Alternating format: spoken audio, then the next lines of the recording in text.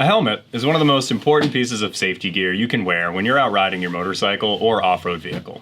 But what many people may not realize is that most manufacturers say you should think about replacing your helmet at least every 5 years, depending on the amount of use it gets. A helmet is primarily made of plastic, fiberglass, or carbon fiber on the outer shell and has foam pads on the inside, all of which degrade over time due to exposure to sunlight, sweat, and the occasional mistake.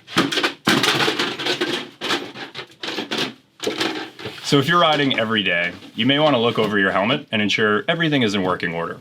We recommend taking a look at the condition of the outer shell to make sure there's no scratches or cracks or deterioration.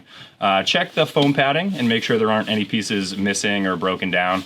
And also check the chin strap to make sure, again, there's no tearing that could cause it to potentially fail. So if you're looking over your helmet and thinking it might be time to upgrade, you can come into Mom's. We're offering a $100 trade-in credit on all youth, motorcycle, off-road, and snowmobile helmets. So bring in your old helmet today and get your trade-in credit towards a brand new one.